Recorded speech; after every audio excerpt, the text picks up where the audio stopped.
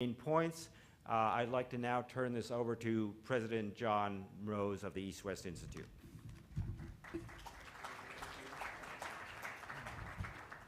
Good morning. On behalf of the EastWest Institute and our partner institutions, I'd like to welcome you all to the third Worldwide Cybersecurity Summit. Over the next 2 days, we will be about 380 private sector leaders, cyber technology experts, and officials from 22 countries. And we are here for a purpose, and that is to build trust and to seek solutions. First, what to expect for the summit. A number of you have been to previous summits, but many of you are new to the process. This is not a technical conference. That is not why we're here. As the EastWest Institute is a think and do or think and action global nonprofit institution, our job is to be a catalyst for action. A challenge for us over the next 48 hours is to address the trends that could lead to serious crises and work together on what can be done. Last night at a small dinner, one of our prominent speakers told me privately that his major worry is that one day we will cross a really, really difficult divide. And that will confront a situation when people will die as a result of a cybersecurity attack. And that could be a game changer of the worst type. There are other scenarios that have been discussed by others of what we represent game changers and for which we are totally unprepared today. What are the other game changers and what do we do about them? Today we gather here in New Delhi. We're from India, from Russia, Australia, China, North America, and Europe, Japan, Indonesia, Singapore. Regardless of where we are from, we are drawn together here for the next 2 days to work together primarily in breakthrough groups and small sessions to build understanding on where international cooperation can take place to help protect the cyber domain. Many of you here have already attended a summit either in Dallas, in London, or both, and you know that our breakthrough groups are serious. We don't call these working groups, we call these breakthrough groups for a reason. And what's really very good about it is that the breakthrough groups over the first 2 summits have, and the subsequent work done by small working groups after the summits and in between the summits, because this is a process, not just a conference. That we have come up with 26, you have come up, and your predecessors who took part in these summits have come up with 26 specific recommendations in cyber so far. 52% of those have now been implemented. And we take that as a sign of success or failure, not by whether or not we have good ideas about solutions that we come up with internationally together, but whether or not we can actually do what has to be done to get them implemented. And that's because a number of organizations like the ICPC, the National Cable Protection Committee, and others, international organizations, private sector associations and groups and others have picked them up. And this is really what we're about. So what you're going to do here is not going to end here. It's actually going to start something that will go on. And then when we meet next November in Silicon Valley, where the 4th summit will take place, we expect to be able to say that some of the ideas that you came up with here in Delhi are actually things where we now have proposed solutions that, and hopefully we can move them towards implementation. Most of the time, the next 2 days will be spent in breakthrough groups. We've tried to have significant networking breaks and others so that you really have an opportunity to discuss among each other how to move forward. We are cleaning up today, and tomorrow we'll be cleaning up some topics from the first 2 summits. And one of the things that we're very proud of is one of the issues that was identified initially in Dallas and then again picked up in London was the fact that there's some low-hanging fruit that can be fixed. One of the things is the international priority communications. Priority international communications. I think you all have this. Does everybody have this? Anybody not have it? Yeah, I think you all have it. This, you'll see, was it came out of the work of the previous 2 summits and then a working group, which a number of you here participated in.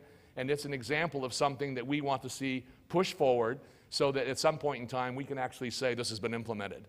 But this is an example of what we're talking about. Previous ones have dealt with such issues as botnets and spam and other such issues.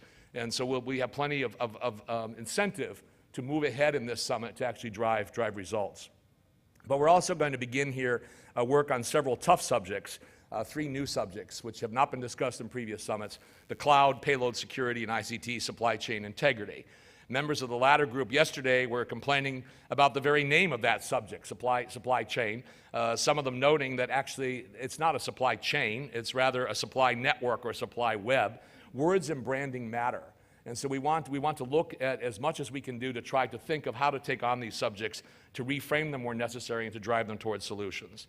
We would not be here today without, the EastWest Institute wants to acknowledge we would not be here today without powerful partnerships, the IEEE, NASSCOM, and DSCI, of course FICCI, and our private sector partners, whose logos you'll see displayed over the next 2 days, led by Reliance Industries, Vodafone, Deloitte, Huawei, and Knightsbridge Cyber Systems. But to all of you who have supported this process, we acknowledge you and we appreciate very much your support.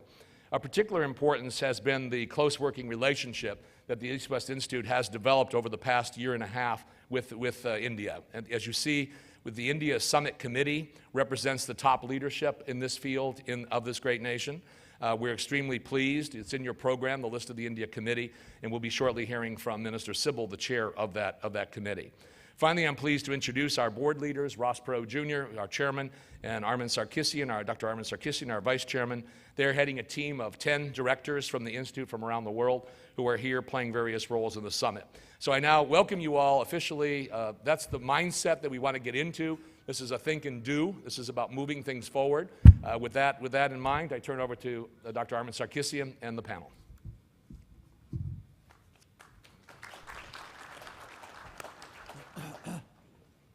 Thank you very much, John. And good morning, ladies and gentlemen. It's a privilege and honor to be here in India as the Vice Chair of EastWest Institute and start our first panel, which is the first panel of the Cybersecurity Summit here in Delhi. Let me just start with just remembering our work at our first summit, which was in Dallas 2 years ago, and in London, which was around a year ago. During this summit, the Institute does also some sort of an internal review or asking or sort of a survey to find out what do we think about cybersecurity, what do we think about the threats ahead, what do we think that the public thinks. And it's very interesting that if we go back 2 years ago, around 70% of our participants believed that the cyber threat that year was much higher than the previous year. Then the Institute did the same survey last year in London. And already in that survey, around 85% of our participants thought that the cyber threat last year was much higher than the previous year. So our audience, professionals, people who are in the business, engineers, do recognize the importance of basically facing that threat. Of course, what's happening, the world is changing dramatically. We are more and more living in a virtual world. Our lives is connected to that. Engineering, scientific new ideas are taking over. So is the threat related to the cyber. So the question here is, where are the threats? How do we address them? And do we understand really what we are facing? And another survey, for example, last year showed the same survey 2 years ago.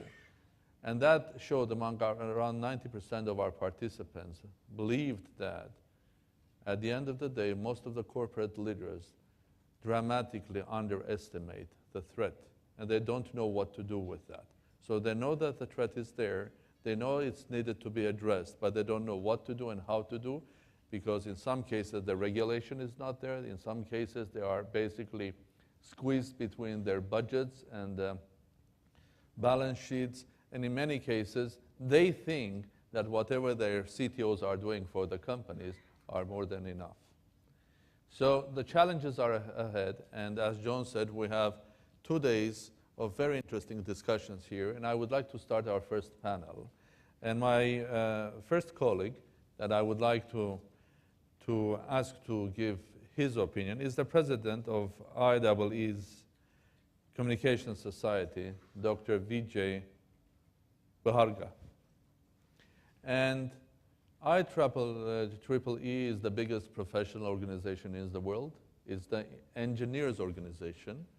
And at the end of the day, cyberspace is a creation of scientists and engineers. So you are the right person to address the question. We are living in a virtual world created by you, engineers. How do you see the challenges, and what do you expect for our from our conference here today? And are there any solutions that you will advise us to look at them? Yeah, up to you. You can.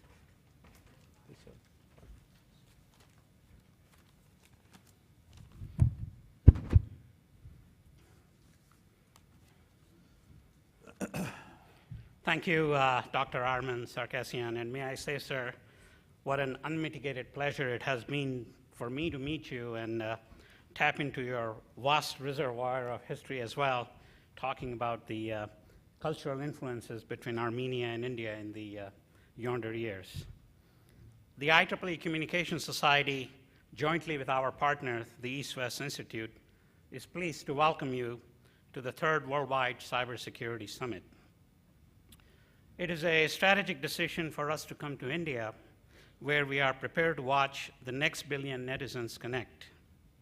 Indians are creative people and will certainly have their influence on the Internet of the future, including the international agreements, standards, policies, and regulation.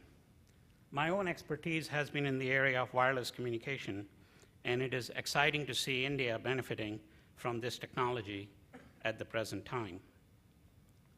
The IEEE and the EastWest Institute have partnered from the beginning to create these very unique summits. These convenings are special in several ways. They are international in the sense that they reach out to well over 40 countries.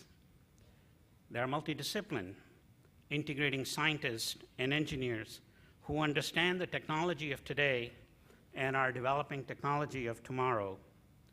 They do so with business leaders and corporate board members who are making senior level decisions and government policy leaders for trusted global change. These meetings are action-oriented, being driven by the unique, what John alluded to, think and do tank of EastWest Institute. Returning to IEEE briefly, it is the world's largest professional organization with well over 400,000 members in 160 countries. Our digital library has over 8 million downloads each month. With the exception of the United States, the largest membership of IEEE is in India. So you can imagine India is a strategic area for us, and about 2 years ago, we opened an office in Bangalore as well. Recently, IEEE has adopted a new tagline to accompany its logo, which is advancing technology for humanity. Making cyberspace more safe, stable, and secure, and being part of the solution here at this summit is certainly an example of fulfilling this aspiration. In a short period of time, just 2 years, this summit process has proven effective in developing innovative recommendations, seeing these recommendations implemented by major companies and governments, and then seeing their recommendation institutionalized by long-term sustainable changes. The areas benefiting policies include greater international connectivity, less cyberspace pollution, better preparedness for emergencies, and preservation of precious principle of international humanitarian law in cyberspace. I'm proud of many fellow technologists who have successfully bridged their work with that of high consequence international security policy. Electrical engineers need to continue to be part of solution in seeing the cyberspace that they have created. Allow me to end my brief remarks with two quotations. One is in Sanskrit, the ancient language of the Hindus, and the other one will be in Mandarin. So the first is from Rig Veda, and it says, Anubhadra kritvoyantu vishvate. Translated, it means, let noble thoughts come to us from all sides. In deference to my colleagues from China, last year I had the pleasure of being in Chufu in the Shandong province, where Confucius, known as Kung Fu Jie, in China was born. And the very first thing you see is a famous quotation from him, which says in Mandarin, Sanren Shin Bio Worshi. Translated, it means every 3 people I meet, I have something to learn from them. Thank you, and have great deliberation for the next 2 days. Well, thank you very much, Dr. Bhargava. And you mentioned that second largest member at the IEEE is India.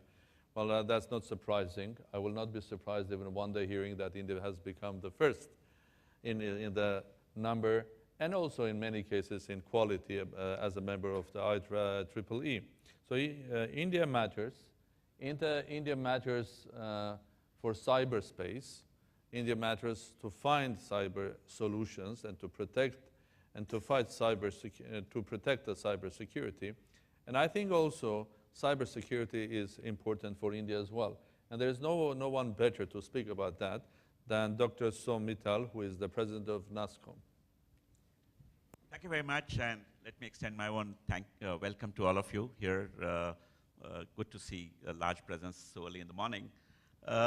You know, we were, as NASSCOM, along with EWI at Dallas and then at London, and when we were thinking of where the third should be, and it was only appropriate to see this third conference being held in India, where so much action is up. But I think I should still mention as to why I think it's very important and where India stands today. We may have started a little late when it came to adopting technology, but I think the rate at which we are doing it now is quite amazing, and I think is of deep concern. Just let me put some numbers to you.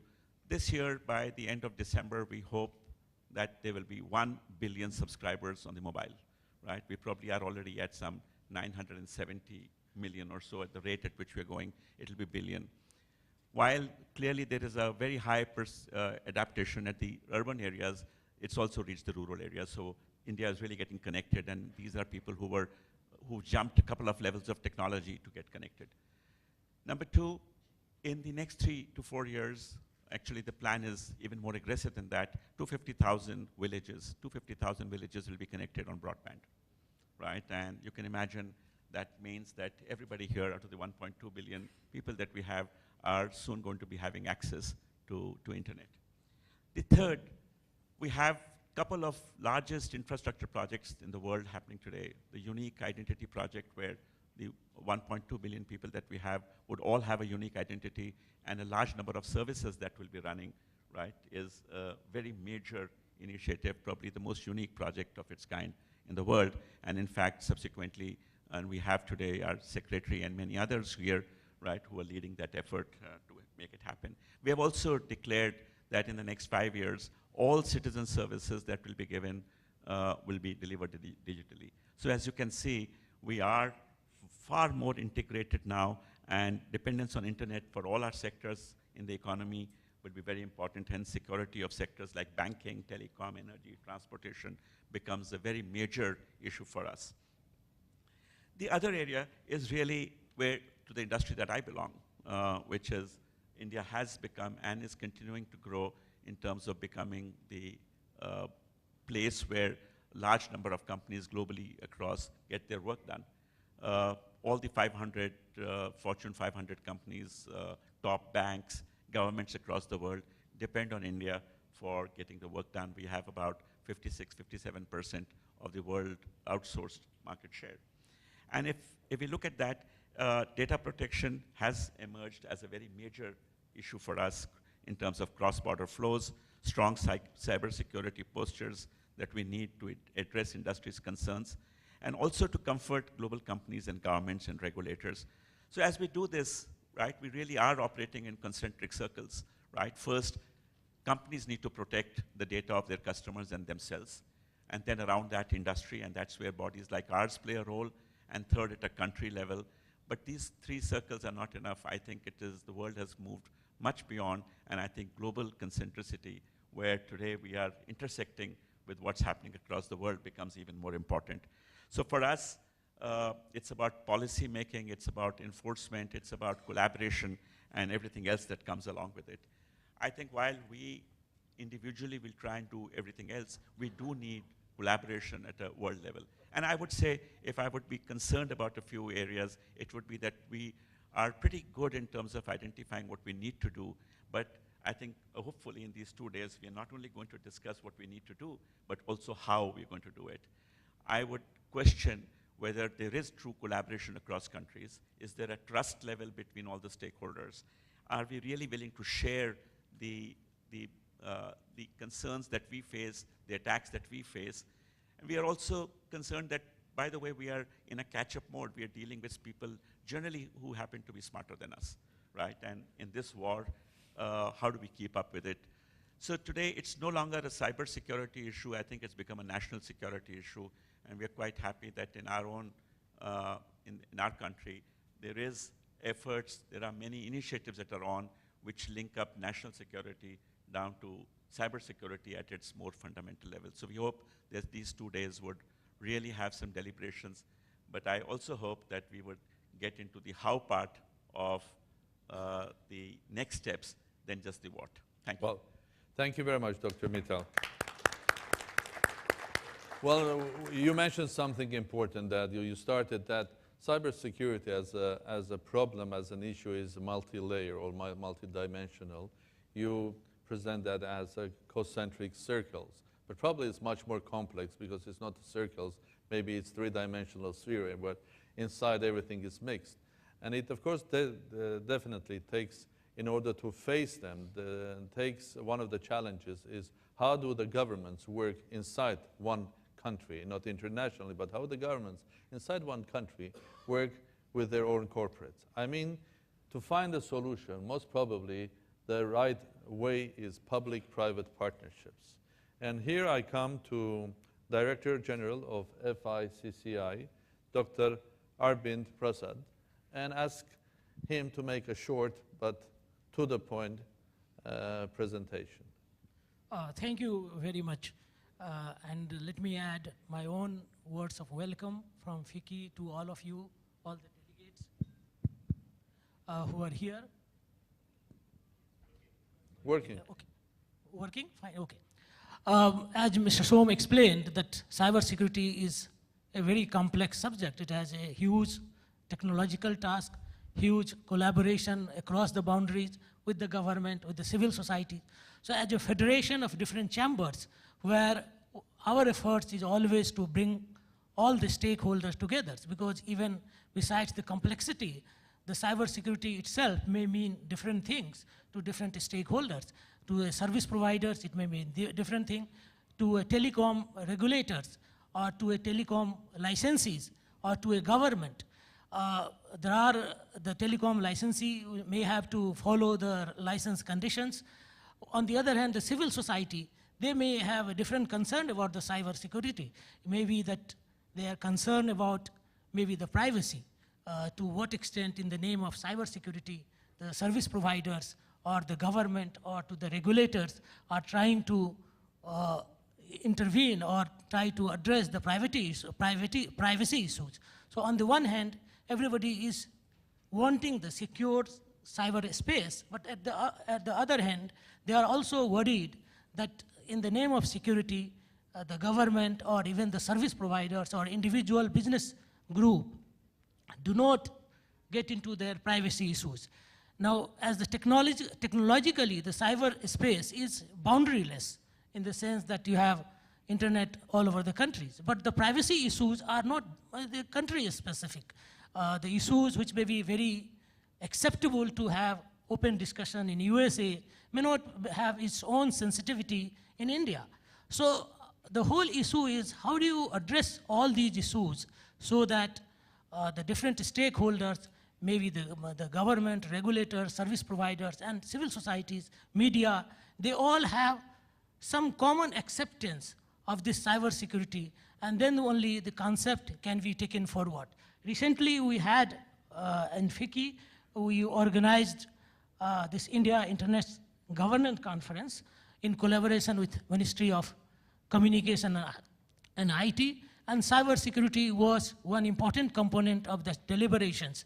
Though the whole conference was broadly focused on regulations, but then the issue of regulation in a manner that you achieve the security without compromising on the privacy, and also open discussion in a manner which is acceptable to the level of development in the society was very critical.